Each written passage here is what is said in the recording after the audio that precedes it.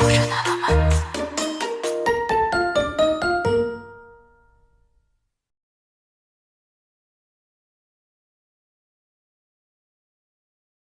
진행을 맡은 배우 정인경입니다. 반갑습니다.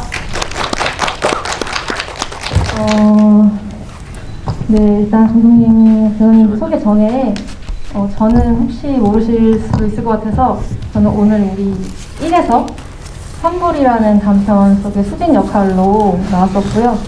그리고 인연이 저도 오늘 여기까지 오게 됐고, 사실 제가 이제 항상 오늘 우리 1편이 개봉했을 때 되게 이제 제가 나온 단편이 이렇게 이제 장편 이렇게 묶여가지고 개봉했을 때는 좀 단순한 기쁨이 되게 컸던 것 같은데 이렇게 시간이 지날수록 저한테 오늘 우리 이 프로젝트가 좀 제 안에 되게 커지기도 했고 이제 앞으로 오늘 우리 2, 3, 4, 5, 6, 7, 8, 90까지 나올 텐데 그래도 그 좀 시간에 좀 낑기고 싶어서 오늘 이야기 나누러 왔습니다.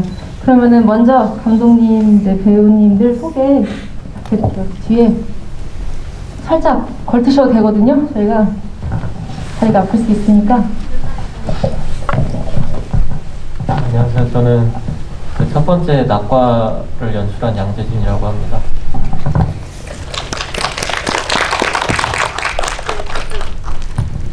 네, 저는 아프리카에도 배추가 자라나 만든 이나연입니다. 반갑습니다.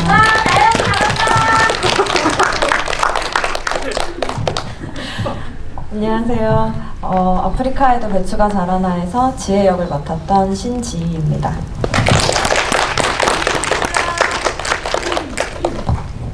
네, 아프리카에도 배추가 자라나에서 지윤 역 맡았던 손정윤입니다. 네, 저는 둘째 지훈 역할 맡은 함상훈이라고 합니다. 각관담 연출한 이준섭입니다. 예, 앱이에요.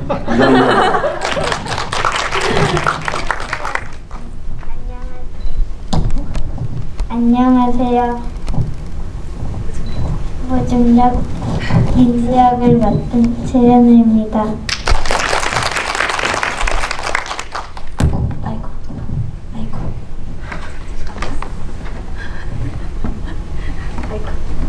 안녕하세요. 무중역에서 현희 역을 맡은 한태경입니다. 제가 이제 영화 안에서만 뵙다가 오늘 처음 뵙는데 이렇게 같이 이야기 나누게 돼서 너무 영광이고요. 사실 제가 이런 진행 항상 이렇게 질문에 답하는 역만 하다가 그 진행은 처음이라 사실 조금 낯설기도 하고 되게 이 중에서 제가 아마 제일 떨고 있을 가능성이 제일 높은데 뭐 약간 이제 매끄럽지 않더라도 좀 감안해서 봐주셨으면 좋겠고요. 오늘 우리 2는 조금 1이랑 좀 다르게 가족의 좀 다양한 모습? 그런 모습들을 볼 수 있어서 나의 모습뿐만 아니라 내 주위의 가족들, 또 가족의 가족을 생각나게 해주는 그런 단편들이 모인 것 같아서 모양도 다르고 되게 매력도 달라서 저도 굉장히 재밌게 봤는데 그래서 어떤 이야기부터 하는 게 좋을까요? 일단 여기 차례대로 제가 질문을 한번 드려보도록 할게요. 저는 낙과를 보고 나서 사실 되게 좋은 것들이 굉장히 많았는데 이 낙과라는 어떤 단어 제목이 주는 요 의미가 영화 전반에 이렇게 많이 포진되어 있다? 낙과의 의미가 뭐 시험에 떨어진다라는 의미도 있고 아니면은 이제 떨어진 과일 아니면 이제 뭐 이제 떨이 상품? 비가 떨어지고 아니면 그런 거랑 반대된 좀 나무에 올라간 그런 의미들이 영화 전반에 이렇게 잘 배치가 된다라는 느낌까지 들었는데 감독님 요거 이제 시나리오 쓰시면서 이걸 약간 노리고 쓰신 것인지 아니면은 조금 쓰시다 보니까 이게 자연스럽게 이렇게 다 연결이 됐는지 어떻게 쓰셨는지 좀 궁금해요. 네, 그렇게 떨어지는 것, 이렇게 목표를 상기하게 하는 어떤 요소들과 그리고 그게 떨어지고 또 인물이 뭐 그런 나무에 올라가기도 하고 그런 것들이 말씀하신 대로 많이 나오는데 처음에는 이렇게까지 초고에서는 그런 요소들이 많이 등장하지는 않았는데 뒤에 계속 이렇게 회고를 하면서 더 좀 많이 보강을 하면서 넣게 됐던 것 같습니다. 저는 그런 지점도 너무 좋았지만 기주봉 선배님, 그 배우님이 이렇게 이전에 그 선배님이 해주셨던 작품이나 영화를 안 본 게 아닌데 왜 이 선배님이 여기 계시는 게 왜 이렇게 좋지라는 생각을 굉장히 많이 했고 이제 그 씬 중에서 엔딩 장면도 너무 좋지만 저는 이제 선배님이 나무 위에 이렇게 올라가셔가지고 이렇게 계시는 게 뭐 알 수 없이 되게 개운하다? 너무 그 올라가 계신 어떤 장면 자체가 저한테는 굉장히 되게 의미 있어가지고 그 부분이 저한테는 되게 기억에 남았었고 뭔가 이제 캐스팅 하시면서 이제 선배님들, 이제 배우님들 어떤 방식으로 그렇게 하시게 되셨는지도 좀 궁금해요. 그 아들 역할한 박세준 배우는 이전에 제가 처음 단편 영화를 찍을 때부터 같이 작업을 해서 굉장히 친한 사이였고요. 뭐 거기 결국은 좀 친한 배우들하고 자주 하게 되는 것 같아요. 거기 뭐 이렇게 마트 직원으로 나오는 그 남현우 배우도 첫 단편할 때부터 같이 작업을 했던 분이고, 기주봉 선생님은 어떻게 지인분한테 부탁을 드려서 이렇게 소개를 받아서 그 섭외를 하게 됐었고요. 되게 올드스쿨 타입이셔가지고 메일도 잘 안 받으시고, 그래서 약속을 잡고 가서 제가 이제 하드 프린팅을 해서 종이로 된 거를 이제 드려서 제 앞에서 읽어보시고 그 다음에 이제 너 이거 왜 찍으려고 하는지 이런 거를 듣고 그때 출연을 결정해 주셨습니다. 뭔가 되게 선배님들이랑 작업을 이렇게 하는 데 있어서 어떠셨는지 사실 좀 궁금해요. 촬영하시면서 뭔가 되게 선배님들은 뭐 한 테이크 만에 다 오케이 나고 아니면 감독님이 어떤 계속 피드백 이렇게 왔다 갔다 하는 방식으로 촬영을 하셨는지 선배님들이랑 어떻게 촬영을? 지금 여기도 그 장유 선생님, 그 경비 역할 해주신 장유 선생님이 저쪽으로 와 계시는데요. 선배 그 연륜이 굉장히 많으시고 저가 감히 이제 상상하지 못할 정도로 경험이 훨씬 더 많으신데도 기주봉 선생님이든 장유 선생님이든 다 굉장히 잘 맞춰주셨어요. 근데 되게 좀 제 딴에는 힘들었던 게 제가 리딩을 할 때쯤 시기에 기주봉 선생님이 로카루노에서 나무주연상을 받고 오셨어요. 그래서 그날 리딩하는 당일날에 그 뉴스를 보고 내가 어떻게 디렉팅을 줘야 되나, 내가 무슨 디렉팅을 하는 게 의미가 있나 해서 그날은 이제 좋습니다, 너무 좋습니다 이런 얘기만 했던 기억이 있었는데, 막상 촬영 들어갔을 때는 이제 이렇게 저렇게 주문해도 다 이제 여러 번 테이크 하는 것도 전혀 개의치 않아 주셨고, 특히 장유 선생님은 굉장히 욕심이 많으시고 아직까지 너무 열정이 많으신 분이어서 먼저 또 마음에 안 들어서 좀 다시 가시기도 하고 그렇게 많이 맞춰주셨어요. 장유 선배님이랑 찍을 때 왠지 그 장면들은 왠지 여쭤보고도 싶었는데 약간 애드립이라든지 어떤 대본이랑 다 섞어서 왠지 하셨을 것 같다라는 느낌이 드는데, 혹시 그때 장유 선배님이랑 어떻게 진행하셨는지? 애드립도 많이 재밌는 것도 많이 쳐주시고, 이게 사실 상황으로만 치면 조금 의미에 뭔가 복역하는, 그러니까 조금 가짜 같을 수 있는 장면이다 보니까 그런 빈틈을 많이 메꿔주셨어요. 제가 아까 말씀드렸던 그 나무 위에 올라가 계신 기주봉 선배님이랑 장유 선배님, 박세진 배우님 이렇게 나오는 그 씬이 뭔가 위에 이렇게 가만히 올라가 계시는데 밑에서 막 투닥투닥 이렇게 하는 장면이 너무 되게 좋았던 것 같아서, 뭔가 캐스팅이 저는 진짜 그 수원 도서관에 계신 분들일 것 같다라는 생각을 진짜 많이 했던 것 같습니다. 그리고 제가 조금 그러면 이제 이어서 아프리카에도 배추가 자라나 팀께 여쭤볼게요. 저는 요거 영화를 보고 나서 좀 그런 생각을 많이 했거든요. 이제 세 남매가 이제 한 해 마지막 날 집에 모여서 떠나기 전에 같이 이제 김장을 담그는 어떤 그 장면이 되게 제가 이전에 그 한창 이제 영화제 가셨을 때 되게 많이 짤이 아니라 사진을 많이 봤었어요.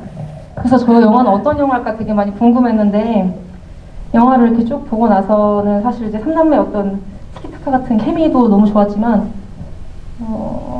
되게 모르게 뭔가 그 세 명이 이제 이 마지막 집을 떠나기 전에 뭔가 이제 본인의 어떤 숨을 좀 남기고 간다라는 그런 느낌을 되게 많이 받았고 이제 실제로 감독님이 살고 계신 집이라고 제가 리뷰를 통해서 들었었거든요. 그래서 저는 이제 처음에 안산에 있는 집 아니 약간 그런 근데 서울 한복판에 있는 집이라고 그래서 굉장히 놀랬던 기억도 있는데 그래서 뭔가 그 씬이 어디냐면은 제가 되게 좋아했던 게 이제 막 춤도 추고 그리고 이제 수육도 먹고 그다음에 이제 그때 이제 집 나와가지고 삼남매가 찢어져서 이제 집에 가잖아요. 각자의 어떤 공간에. 근데 그때 그 이후의 신들부터 끝까지 첫째는 집에 남아서 나머지 짐을 정리하고 둘째는 남자 친구인 것 같은데 아까는 이제 여자랑 살고 있다라고 하는데 약간 그런 느낌도 들고 그리고 이제 둘째는 가다가 이미 짐을 다 뺐겠죠? 뺏고 나가는데 이제 가다가 아까 얘기했던 그 공터에 그 종이를 다시 이렇게 돌려놓고 가는 걸 보면서 어쩌면은 감독님이 어떤 걸 보여주고 싶으셨는지는 잘 모르겠지만 뭔가 이 삼남매가 이 공간을 떠나는 이 공간 그리고 엄마에 대한 어떤 이 공간을 떠나는 거에 대한 어떤 마음 같은 태도? 나머지 그 엄마에 대한 마음이 되게 보였던 장면이 아니었나 생각이 드는데 감독님은 좀 어떤 걸 보여주고 싶으셨는지 좀 궁금해요. 그 엔딩에서의 장면 얘기하면 쭉 이어지는 장면. 그냥 이제 이 이사를 가기 전에 얘네들끼리 어쨌든 짐은 이미 좀 어느 정도 각자 빠진 상태지만 좀 엄마에 대한 이야기를 좀 털어내면서 정신적인 이사 같은 거를 좀 하는 과정이었으면 좋겠다라고 생각을 했었고 그래서 김치를 각자 이제 들고 가면서 자기네들끼리 만든 되게 서툰 어떤 흉내내기 식의 김장이긴 하지만 그 기억들을 잘 가지고 가서 잘 먹고 잘 살아라 그런 마음이었어요. 김장 담그는 씬? 이제 삼남매가 약간 티격태격 하는 씬도 되게 좋아하는데 그 이제 마지막쯤 장면들이 되게 좋아서 열심히 들었었고 그리고 뭔가 이 세 배우분들 첫째, 둘째, 셋째 분들이 이제 간간히 되게 손톱 뜯지 마, 뭐 하지 마 약간 이렇게 하는 그런 부분들이 되게 엄청 되게 좋았는데 어떻게 그 준비하시면서 뭔가 자연스럽게 나온 건지 아니면 이제 감독님이 이렇게 다 틈틈이 넣으신 건지 좀 궁금하거든요. 그냥 감독님의 디렉팅이 많았고요. 네. 이제 감독님의 경험담, 동생에 대한 어떤 마음이 드는 어떤 부분이라던가 그런 것들이 많이 녹았던 것 같아요. 저희가 같이 뭐 리허설 하면서 자연스럽게 만들어지는 것들도 있었지만 그런 어떤 디테일하게 이 남매, 형제, 자매들이 보여주는 어떤 그런 습관이나 정서들은 감독님이 많이 잡아주셨어요. 그러면 춤 같이 춤추는 씬을 얘기 안 할 수가 없는데 좀 궁금했거든요. 그 시나리오에는 어떻게 쓰여 있었을까? 근데 사실 뭐 이제 삼남매가 이렇게 저렇게 춘다 이렇게 쓰진 않으셨을 것 같은데 시나리오는 이렇게 뭐라고 나와 있었나요 처음에? 그냥 삼남매가 엄마를 만나서 춤을 춘다 뭐 이렇게 한두 줄 정도로 간단하게 돼 있었던 것 같아요. 그 앞에 편지 장면도 좀 그랬었고. 그러면 찍으실 때 그러면은 이제 리허설을 좀 하고 하신 건지 아니면은 그냥 그날 촬영 맞게 하신 건지? 춤은 그래도 어쨌든 뭐랄까 저희가 다 배웠어요. 저를 포함해서 같이 아프리카 춤 선생님을 섭외해가지고 어떤 종류의 춤들이 있고 뭐 이게 어떤 식의 의미를 담고 있고 이런 걸 좀 들으면서 엄마가 등장할 때 어떤 식의 춤을 췄으면 좋겠다 하는 거를 선생님이랑 같이 좀 장르를 섞어서 짰고 간단하게 그리고 이제 남매들도 자기가 좀 기억에 남는 하고 싶었던 동작들을 선택하기도 했고, 그 마지막 그 첫째가 추는 플라멩고 춤은 언니가 다 신지 배우가 직접 다 짜가지고 와서 해줬어요. 잘. 그 씬이 진짜 딱 그 영화의 완전 중간에 흐름을 확 한번 뒤집어주는 그런 씬이어가지고 약간 상상 같기도 하고 너무 뭔가 한이라고 이제 한을 풀어내는 그런 씬이라고 하셨는데 되게 저는 그 씬에서 갑자기 뭔가 이렇게 한번 얼굴 싹 풀고 나가가지고 막 이렇게 춤추는 장면이 좀 많이 궁금한 증이 생기더라고요. 그 촬영 그 분위기가 그런 것도 그랬고, 그리고 사실 3남매가 생각하는 엄마에 대한 마음? 그러니까 엄마는 어떤 사람이었을까? 이게 좀 각각 다르셨을 것 같아요, 배우들마다. 그래서 각 캐릭터별로 좀 첫째는, 둘째, 셋째는 이런 이제 각각 어떻게 우리 엄마 어떤 사람이었을까? 이런 거 좀 궁금해요. 그렇게 생각하면서 촬영하셨는지. 근데 엄마가 어쨌든 다 성장했지만 3남매를 남겨두고 아프리카로 떠났다라는 어떤 설정 자체는 사실 좀 파격적이잖아요. 그렇죠? 우리가 여태까지 답습해왔던 엄마의 캐릭터들은 항상 희생해왔고 항상 모든 것들을 바쳐서 막 자식들을 키워서 이런 캐릭터와는 또 정반대잖아요. 그래서 그게 조금 색다르게 느껴지실 텐데, 저는 이제 그 첫째 입장에서 엄마를 바라봤을 때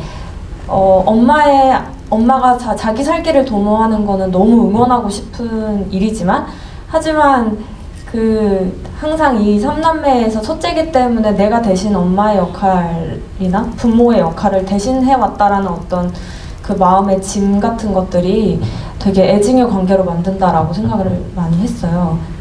이걸 진행하면서 점점 더 그런 감정들이 되게 컸던 것 같고요.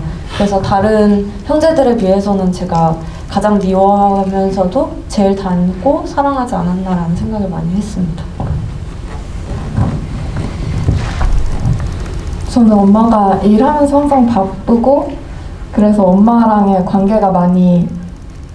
관계를 쌓을 수 없던 막내였다면 오히려 큰언니가 엄마 역할을 많이 하고 엄마랑은 사이가 나빠질 일이 별로 없었을 것 같아요. 잔소리 들을 일도 없고 엄마가 나한테 큰 관심이 있지도 않고, 네, 그래서 오히려 언니한테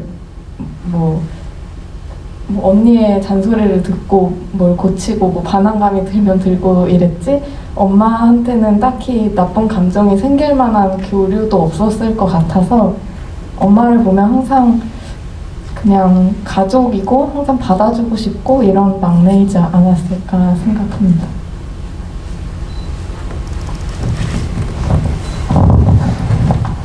둘째 같은 경우는 가장 보시는 것처럼 철도 없고 어렸을 때 가장 한순간 욕도 하고 집에 가출도 하고 말썽도 많이 피웠던 이제 그런 어떤 역할이었고, 그렇게 생각을 해왔고, 근데 이제 막상 혼자 이제 나서야 될 때 그런 울타리가 없으니까 어떻게 살아가야 될지를 이제 모르는 것 같아요. 그전에야 여러 가지 환경 속에서 그냥 자기 마음대로 어떻게 보면 하고 싶은 대로 했지만, 이제는 그런 책임감들이 커서는 어느 정도 작용이 돼야 되는데 혼자 나아가는 방법을 모르는 거죠. 가장 지금 이제 성인이 돼서도 가장 방황하고 있는 인물인 것 같고, 좀 그런 생각으로 좀 실제로도 표현은 못하지만 마음속에는 항상 계속 그리움이 있는 어떤 그런 마음으로 연기를 했던 것 같습니다. 그런 역할인 것 같고요. 감사합니다. 제가 지금 오픈 채팅방에 이제 계속 글을 올려주시고 계시는데, 제가 일단 먼저 그 마지막 팀까지 대화하고 그거 이어서 관객분들 질문 이어가도록 하겠습니다. 그럼 각건담 팀께도 좀 여쭤보고 싶어요. 저는 이제 각건담을 이렇게 보고 처음 봤었을 때는 이 영화가 저한테 되게 약간 새롭게 되게 느껴졌는데, 이렇게 스크린으로도 좀 보고 극장 가서 이제 한 번 더 보고 이제 느낀 점이면 각건담이 처음에 이제 엄청 큰 이렇게 각건담이 등장하고 마지막에는 준섭이 직접 가서 각건담을 이렇게 사는 그런 모습이 분명히 이 영화가 되게 무겁고 그런 영화가 아닌데 각건담이 되게 뭔가 이렇게 작아지면서 같이 그걸 얻게 되긴 했지만 왠지 모르게 그 작아진 크기만큼 그 무게만큼 저한테는 약간 무겁게 느껴진? 근데 그게 좀 표현이 되게 또 무겁진 않게 된 것 같아서 되게 재밌게 봤는데 또 저희가 이게 팜플렛을 봤는데 감독님이 이제 아버지랑 같이 이제 촬영을 하셨다고 하시더라고요. 그래서 저는 이게 진짜 가능한 건가? 저는 약간 그런 생각도 진짜 많이 했는데 뭔가 이제 하시면서 사실 원래 뭘 배우는 것도 그렇고 같이 하는 것도 가족이랑 하는 게 되게 쉽지가 않으셨을 텐데 그리고 이제 감독님이 이제 아버지한테 아버지 이런 상황에서 이렇게 하시지 않으셨냐라고 이렇게 얘기를 하시면서 촬영을 하셨다라고 이제 써주셨는데 이게 자식의 시점과 이제 아버지의 시점이 좀 다를 텐데 약간 이런 간극을 어떻게 줄이시면서 촬영하셨는지 좀 여쭤보고 싶었어요. 일단 저도 확실히 저도 영화가 처음이었고 저희 아빠도 이제 연기가 처음이었어서 되게 서로 좀 이해를 못하는 점도 많았어요. 근데 오히려 이제 서로 같이 살고 살아도 보고 싸우기도 싸워봐서 그런지 아까 말씀드렸던 것처럼 그냥 우리가 겪었던 상황을 생각해보고 연기를 해보자라고 이렇게 되게 설명을 많이 했었거든요. 실제로 저희 아빠는 각본을 완전 완독을 다 하진 못했었어요. 확실하게 다 외우진 못했었기 때문에 그냥 거기 상황만 대충 알고 진행을 했었거든요. 그래서 아빠의 입장이랑 제 입장이 차이가 있긴 있는데 제가 아빠한테 그렇게 설명한다고 해서 아빠가 뭐라 해야 되지? 아빠는 이제 제 입장을 생각할 필요 없었던 것 같아요. 사실 그냥 자기가 그때 어떤 기분이었는지만 더 중요한 거니까.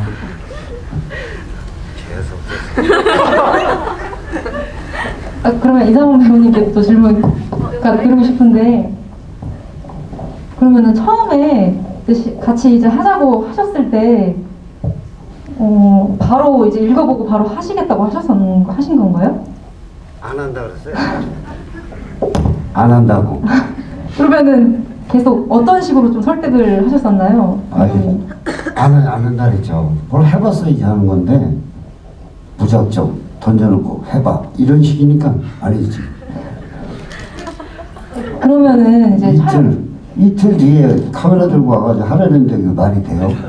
제가 한 달 전에 얘기했는데 안 한다 그랬으니까 그냥 안 한 거죠. 갑자기 촬영 이틀 전에 말 바꾼 거예요. 그러면 안 되지. 예. 그래서 싸가지가 없는 거죠. 무섭다고 하라고 던지고.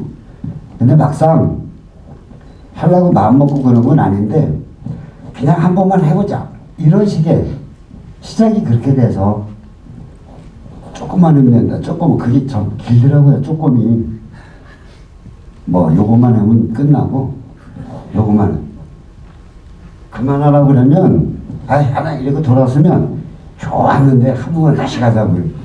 그거에 끌려서 거기까지 간 거예요.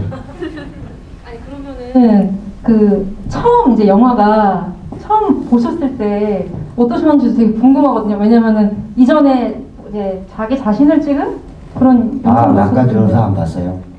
네? 낯간지러워가지고 안 봤다고요. 그냥. 그럼 지금까지는 한 번도 안 보셨어요? 예, 속이 오글돼가지고 못 보겠더라고요. 정말요? 네. 그래도 보시면 되게 아니, 진짜 안 봤어요. 왜냐면 나오는 내 말투도 싫고 나오는 모습이 싫더라고요. 안 봤어요, 저는. 근데 이제 많은 분들은 굉장히 이제 새로운 캐릭터다.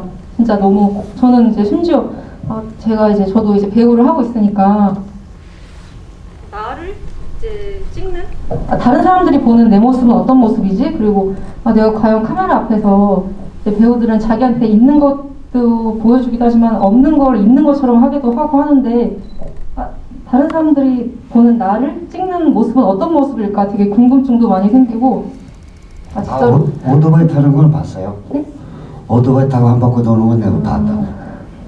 그래가지고 뭔가 되게 보시면은 전체 처음부터 끝까지 보시면은 또 어떤 느낌이셨을까 좀 약간 궁금해서. 반갑습니다. 한번 볼게요. 감사합니다. 정말 진짜 보면서 저는 진짜 내가 연기를 어떤 방식으로 하는 게 좋을까? 내가 하고 있는 거가 정말 맞나? 내 자신을 제대로 보여줄 수 있을까? 이제 앞으로 계속 하면서 사실 진짜 그런 생각을 되게 많이 했거든요. 왜냐면은 가까운 형식이 되게 다큐멘터리스러운 그런 모습도 있으니까. 그리고 뭔가 저런 모습을 어떤 분들은 되게 날것이라고 표현을 하시기도 하시는데 내가 그런 걸 앞으로 계속 할 수 있을까, 저런 표현을 할 수 있을까라는 생각을 굉장히 많이 하면서 영화를 봤던 것 같습니다. 진짜 감사합니다. 있는 그대로 한 거예요, 그냥. 그러면 그 머리 자르시는 것도 원래 조금 진짜 정말 징크스가 있으신. 네, 그게 좀 있어요. 네, 그거 있어요, 진짜로. 그러면 저거 영화 찍으시고 괜찮으셨어요? 어떠셨어요? 밖에는 안 나가죠. 머리 자른 날은 안 나가요. 그러면은 근데 이제 머리 자르셨는데 이제 영화제도 가고 이렇게. 그거 집에 자른 날은 안 움직이죠. 자른 날은 한 2, 3일 안 움직이고 머리 깎은 날은 안 움직여요. 그래도 꼭 길 가다가도 시비 붙더라고요. 그럼 이번에는 안 그러셨어요? 이번 영화 때요? 네. 안 나갔다니까요. 다행이에요, 그래도. 그래서 뭔가 가까운 다음을 보면서 뭔가 되게 재밌는 부분들 너무 많았고, 진짜 연기라고 할 수가 없는 부분들이 되게 많아서 어떤 이야기를 나눠야 되나 사실 되게 고민도 많이 했는데, 오히려 저는 제 연기를 조금 더 생각하게 되는 그런 영화이기도 했었습니다. 진짜. 잘한다 했어요, 그냥. 진짜 감사합니다. 그래도 꼭 한번 보시기를. 네. 보겠습니다. 그러면은 무승리아 팀께도 질문 드릴게요. 너무 오래 들으셨죠? 죄송해요. 저는 무중력을 보고 처음 겪는 느낌이었던 것 같아요. 처음 겪는? 진짜 살면서 영화를 보면서 처음 느껴보는 어떤 경험을 했다라는 생각을 되게 많이 했는데, 검은 화면에 점자가 이렇게 나타나는데 진짜 이게 저한테는 영화가 이런 거를 느끼게 해줄 수 있구나, 영화가 이런 표현을 하기 때문에 정말 다행이다, 내가 몰랐을 수밖에 없는, 아직까지 절대 알 수 없는 느낌들을 받아가지고 굉장히 인상적으로 봤었고, 그 중에서도 이제 그 배우님이 가지신 한태경 배우님이 이제 계속 들려주신 어떤 목소리, 그런 거를 보면서 배우한테 있어서 목소리가 얼마나 중요한지, 그 영화 안에서 얼만큼 이게 영화를 처음부터 끌고 갈 수 있는지에 대해서 되게 인상적으로 봤었는데, 감독님이랑 이야기하시면서 되게 중요한 부분이었을 것 같아요. 어떤 이야기 나누시면서 좀 찍으셨는지 여쭤보고 싶었어요. 처음에 시나리오를 받았을 때는 그게 이제 무슨 점자로 표현이 되고 어떻고 이렇게만 나와 있어서 사실 시각화되어 있는 부분이 많거든요. 애니메이션도 그렇고 이제 블랙아웃이 되는 장면도 그렇고, 이게 과연 어떻게 나타났을지 사실은 조금 저도 좀 당황스러운 부분이 많았었는데, 이 이야기를 하면서 어쨌든 저희는 나올 수 있는 부분이 가족 간의 어떤 그러한 서로 사목하는 부분들, 그렇지만 그게 이제 자연스럽게 묻어날 수 있게 하는 부분에 저희는 사실 리허설도 한 2번 정도 했거든요. 그러니까 제가 임산부인데다가 윤우도 이렇게 옆에 있고 또 영어 선생님이고, 그런데 자연스럽게 가족과 뭔가 어우르면서 표현할 수 있는 그런 것들이, 그러니까 드러나지 않는 것을 되게 원하셨기 때문에 그런 부분에 있어서 그냥 일상적인 행동을 한다고 생각을 하고 리허설에 임하고 그런 부분에 디렉팅을 많이 해주셨던 것 같아요. 이제 책을 읽어주는 장면들 있잖아요. 네네. 그런 장면들은 직접 이제 읽어주시면서 아니면 따로 녹음을 이렇게 진행을 몇 번 하시면서 하신 건지. 그 부분도 또 이제 윤우랑 대화를 나누면서 그거를 같이 책을 읽어주는 장면이었는데 일단은 다 외웠고 그 책 자체가 감독님께서 그 어렸을 때 읽으셨던 책이셨어요. 그래서 그 책을 미리 주셨고 점자도 다 이렇게 읽을 수 있게 프린트를 해주셔서 그거 자체를 좀 연습하는 거를 좀 요구를 하셨어서 이제 장면이 블랙 아웃이 되긴 하지만 그 장면을 상당히 좀 연습을 많이 했었던 것 같아요. 그리고 따로 푸시한 것보다 그게 이제 자연스럽게 그냥 테이크로 가서 그대로 나올 수 있었던 것 같아요. 그러면 현장에서 다 녹음을 진행을 하신 건가요? 네, 현장에서 녹음을 했고 그리고 이제 조금 더 필요한 장면은 이제 끝나고 나서 현장에서 네, 녹음을 해서 다 진행을 했었어요. 그래서 배우님 목소리가 너무 좋아가지고 아, 감사합니다. 정말 윤우가 네. 되게 잘해 주셔가지고 윤우님 한마디 해주세요. 현장 때 어떠셨어요? 그러니까 언니 영화를 몇 번째 영화셨어요? 최윤우 배우님. 몇 번째 영화였어요? 첫 번째. 첫 번째. 첫 번째 단편이요. 저는 이제 그 처음에 등장하시는 얼굴을 보고 이제 감독님이 팜플렛에서 써주셨는데 무해한 영화를 만들고 싶으시다라는 글을 보면서 진짜 최윤우 배우님 얼굴이 저한테는 되게 정말로 이게 진짜 무해한 얼굴이 아닐까, 계속 쳐다볼 수 있는 어떤 것에도 무리가 없는 그런 얼굴이어서 되게 좋았는데, 그리고 감독님께서 실제로 그러니까 점자 읽는 시각 장애인 분을 과외를 하셨어요. 그래서 그게 이제 일상생활에 있어서도 별로 불편한 게 없고, 그리고 또 그런 부분에 있어서 뭔가 이렇게 격한 인권이라던가 이런 영화들이 사실은 많잖아요. 그래서 그런 것이 아니고 가지고 있는 그 성격으로 불편함을 보여주고 싶지 않으신 어떤 부분이 있으셨던 것 같습니다. 정말 저한테는 영화가 표현할 수 있는, 느끼게 해줄 수 있는 그런 표현을 제가 겪을 수 있어서 사실 되게 감사했거든요. 그래서 감독님도 오셨으면 참 좋았을 텐데 좀 아쉽기도 하고. 네, 촬영 중이셔가지고. 그쵸. 그래서 많이 아쉽습니다. 최윤우 배우님은 촬영하시면서 조금 아쉽거나 이렇게 처음 보시고 좀 그런 건 없으셨어요?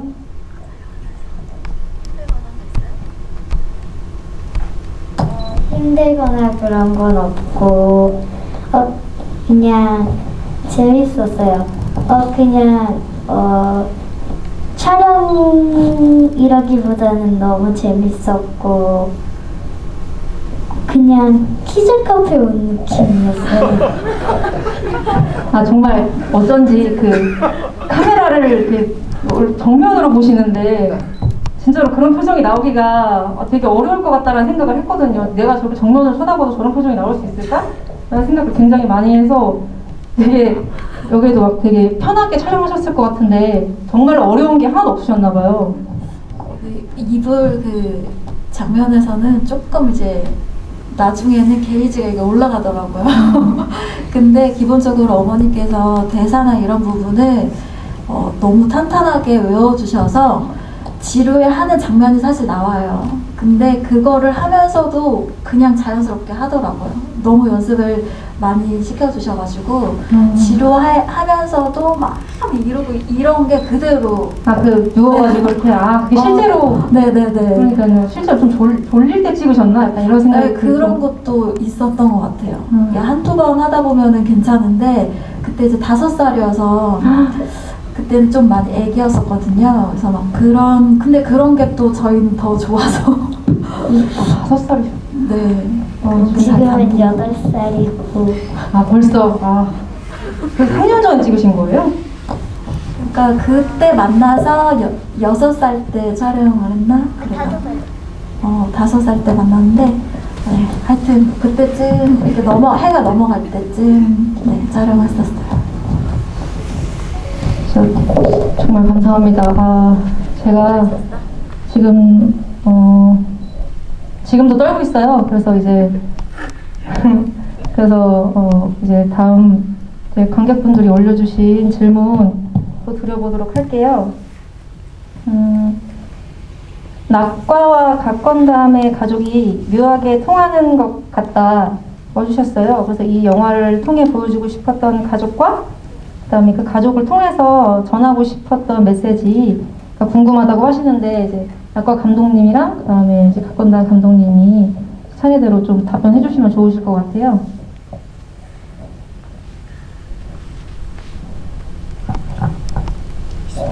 저는 그 닮기 싫은 아버지를 아들이 닮아가는 영화라고 나름의 어떤 의미 규정을 하고 촬영을 했어요. 그리고 싫어하는 이유는 아버지가 어떤 사회 낙오자이고 어떤 실패자이기 때문에 내 안에 그러한 모습이 있다는 것, 나도 낙오자일 수 있다는 것을 이제 되게 힘들게 좀 인정해 나가는 이야기라고 생각을 하고 찍었던 것 같아요. 그래서 그 이야기를 통해서 뭔가 어떤 깨진 꿈에 대한 이야기, 어떤 목표를 잃어버렸을 때의 어떤 감정에 대해서 이야기를 하려고 했었던 것 같아요. 이 영화를 준비했을 때 당시에 제가 많이 상상했던 게 내가 만약에 어떤 영화를 하지 않는다면 어떻게 될까? 내가 하지 못하게 된다면 뭔가 정말로 원하는 목표가 있었는데 그것을 하지 못하게 됐을 때 나는 어떻게 자기긍정을 할 수 있는가? 좀 그런 거에 대한 생각을 했던 게 영화에 많이 반영이 되지 않았나 싶어요. 감사합니다. 또 각건담 감독님. 저는 그냥 이 영화에 나오는 일이 제가 실제로 겪은 일은 아니지만 그러니까 어렸을 때부터 아주 우리 가족들이랑 있었던 자잘자잘한 일들 중에 되게 이해가 안 가고 화가 막 났던 사건들이 좀 있는데 커서 다시 생각해보니까 좀 여유가 좀 생겼는지 좀 그때의 제 생각이랑 좀 다르게 좀 이해를 하더라고요, 제가. 그래서 그냥 좀 이렇게 좀 나이를 막 많이 나이가 든 건 아니지만은 그때랑 좀 생각이 좀 달라서 그냥 그렇게 시나리오를 써서 찍게 됐었어요. 그냥 뭐 따로 가족에 대해서 생각하거나 그러진 않았고요. 그냥 우리 가족 중에 일단 아빠랑 그래도 제일 오래 살았으니까 아빠를 제일 좀 뭐라 해야 되지? 좀 리얼하게 담아보자라는 생각으로 찍었지 아직 막 가족에 관련해서 어떤 생각을 갖고 찍진 않았어요. 네, 감사합니다. 그리고 또 이어서 질문 드리고 싶은 게 아프리카에도 팀에게 질문 드릴게요. 춤씬이 오아시스의 전통춤 장면이 연상되는데 혹시 관련이 있는지? 네. 관련 없습니다. 그렇군요. 그러면 이제 신지 배우님이랑 윤호영 감독님 두 분께 또 드릴게요.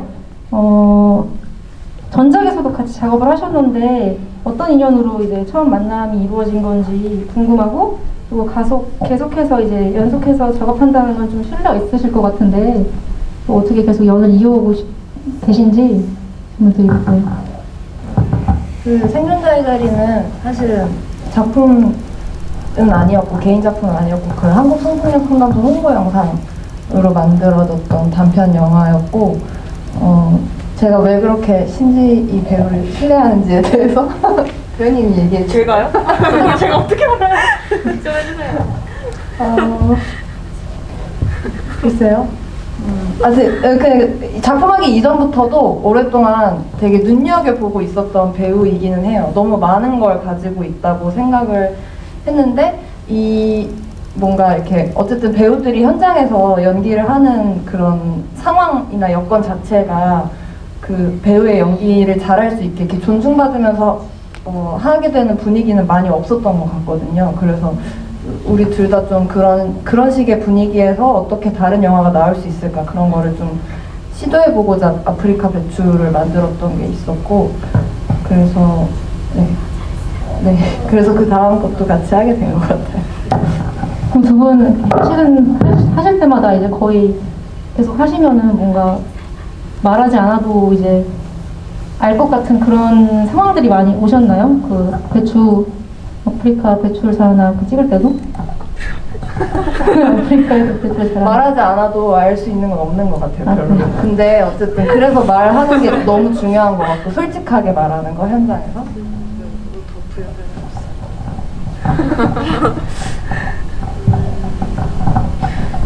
네, 그리고 정말 찍으면서도 한 번 싸운 적도 있었고요. 싸운 적도 있었고, 근데 어쨌든 진짜 말하지 않아서 오히려 잘 몰랐었던 것 같아요. 실제로 어떤 마음이었는지, 뭘 생각하고 있는지에 대해서 계속 소통을 해나가야 한다라는 거를 엄청 절실하게 느꼈던 것 같아요, 오히려. 저 이게 뭔가 계속 한다 그래서 모든 걸 다 알기는 어려우니까 뭔가 저도 아직까지 했던 감독님이랑 한 번 더 한 경험이 없거든요. 그래서 그게 어떤 기분일까 사실 제가 모르는 부분이기도 하고 사실 되게 그런 분들을 볼 때마다 좀 되게 부럽다? 그런 생각 되게 많이 했던 것 같아요. 신진희 배우님 볼 때마다. 네, 근데 저도 되게 좋다고 생각해요. 그 작업을 할 때만 딱 이렇게 만나는 게 대부분 사실은 그렇잖아요. 그게 사실은 기본인데, 근데 그 작업 영화라는 것이 그냥 내가 이 이야기 만들어야지 이렇게 뚝딱 이렇게 만들어질 수 있는 게 아닌 것 같아요. 저는 그 이야기를 하시는 분명히 어디서부터든 연유가 있고 그것들이 다 있다 보니까 그거를 참고해서 사실은 배우로서 기계로서 그냥 연기만 뚝딱 해내는 것이 아니라 그걸 같이 공유하고 이분은 서로 어떤 생각을 하는지 나누고 그것들이 토대가 돼서 작품으로 완성된다라는 거는 엄청 다른 의미인 것 같거든요. 저는 그런 식의 작업을 좀 지향하는 사람이다 보니까 그런 관계가 저한테는 엄청 소중한 것 같아요. 네, 그리고 또 이어서 무중력 팀께도 여쭤보고 싶은데 이게 감독님이 있었으면 더 좋았을 것 같은데 혹시 한태경 배우님 좀 답해 주실 수 있는지 보시면 왜 제목을 무중력으로 이렇게 하게 되셨는지 혹시 답변 혹시 물어보신 적 있나요? 감독님께?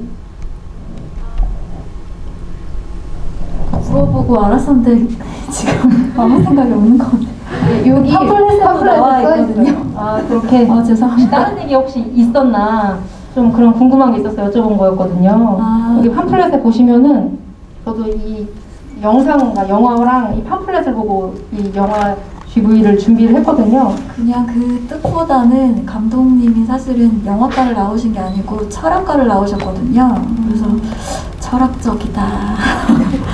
그냥 그렇게 받아들였던 것 같아요. 네.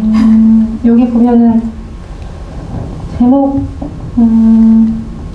극에서 가족들은 누군가 혹은 무언가를 기억하거나 떠올리며 상상하곤 하는데 그 기억과 상상 속의 대상이 중력의 공간이 아니라 무중력의 공간에 있다는 생각이 들어서 제목으로 하셨던 것 같네요. 네, 제가 이렇게 읽어드리는 거 답변을 해드리고 싶고 제가 시간이 많이 지나가지고 다 질문을 다 하지 못해서 좀 아쉽긴 한데 그래도 이렇게 오늘우리 2가 이렇게 개봉을 하게 돼서 저도 이제 1에 나온 사람으로서 너무 기쁘고 그냥 막연하게 오늘우리 2가 나왔으면 좋겠다라는 생각을 했었는데 이렇게 이어지게 돼서 너무 기쁘고 계속 3, 4, 5가 나왔으면 3, 4, 5가 나왔으면 좋겠고 내가 그걸 꼭 보고 싶다. 나도 열심히 해가지고 3, 4, 5에 나오도록 해야겠다라는 생각 굉장히 많이 했는데 네, 마치기 전에 정말 오랜 시간 함께 해주셨는데 마치기 전에 한 분씩 좀 인사 관객분들한테 해주시고 마무리하면 좋을 것 같아요.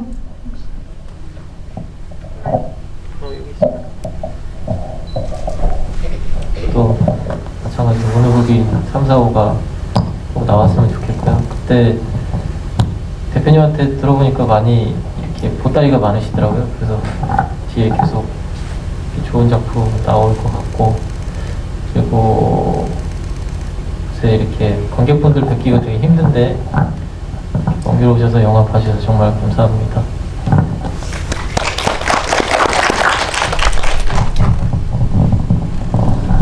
네, 영화 끝까지 봐주셔서 그리고 끝까지 자리해주셔서 너무 감사드리고 배우들에 대한 질문이 좀 있었는데 네, 아직 뭐랄까 작품을 기다리고 있어요. 그래서 여기 계신 감독님들이 계시면 좀 이렇게 눈여겨봐 주시고 연락처도 이렇게 좀 따가셨으면 좋겠습니다. 감사합니다.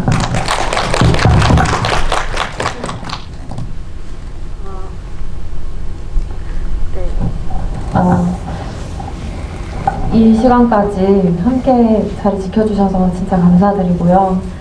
저번 인디 토크 때 공민정 배우님이 진행해 주시면서 어떤 작품에 뭐 나오고 싶냐, 어떤 배우가 되고 싶냐, 뭐 이런 류의 질문을 하셨는데 제가 대답을 못했어요. 그래서 그냥 곰곰이 생각을 해봤는데 뭐 제가 어떤 배우가 되고 싶다는 좀 차치하더라도 약간 독립영화가 디즈니 영화 같았으면 좋겠다라는 생각을 하게 되더라고요. 그러니까 지금 엄청 어려운 시기고 너무 힘들어서 극장을 찾는 게 사실은 카페 가는 것보다 더 두려웠잖아요. 근데 디즈니 영화가 나온다라고 하면 사실 사람들을 너무 설레게 하는 것 같거든요. 그게 어떤 내용을 담을지도 모르지만 그래도 뭔가 막상 기대하고 설레게 되는 그런 마음이 독립영화를 보러 오시는 관객분들한테 많이 생겼으면 좋겠다라는 생각이 좀 들었습니다. 네, 다음에 또 뵐 수 있었으면 좋겠습니다.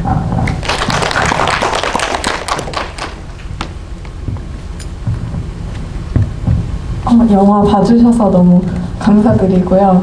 네, 저희 영화로 저도 다양한 가족들의 이야기 볼 수 있어서 재미있었고, 네, 너무 영광이었습니다. 앞으로도 저도 영화 많이 보고 공부 더 열심히 해서 네, 같이 네, 영화를 즐기는 한 사람이 됐으면 좋겠습니다. 오늘 와주셔서 감사합니다. 내일부터 또 다시 추워진다고 하니까 감기 조심하시고요. 늦었지만 새해 복 많이 받으시고 와주셔서 정말 감사합니다. 감사합니다.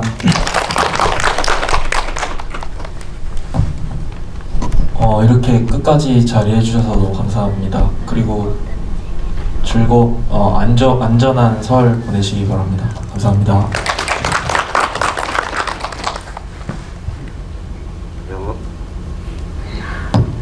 영화 봐줘서 고맙습니다. 나도 한번 볼게요. 감사합니다.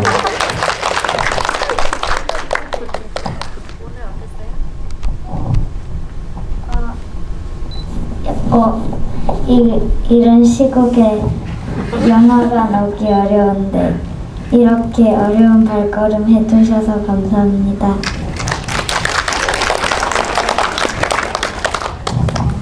저도 이렇게 시국이 어려운데 이렇게 어려운 발걸음 해주셔서 너무 감사하고 신지 배우님께서 말씀해주신 것처럼 독립영화가 좀 더 잘 돼서 제가 좋아하는 극장들도 지금 문을 닫고 그랬거든요. 그런 기사들을 보면서 너무 마음이 좀 씁쓸했는데 인디스페이스 이 공간도 저도 관객으로서 자주 찾는 극장이거든요. 많이 찾아주시고 또 저희 영화도 많이 홍보해주시고 사랑해주세요. 감사합니다. 네, 정말 이 시간까지 함께 해주셔서 너무 감사하고 저의 떨리는 GV를 또 이렇게 배우분들, 감독님들, 관객분들과 함께 할 수 있어서 정말 너무 저는 떨렸지만 재밌었거든요.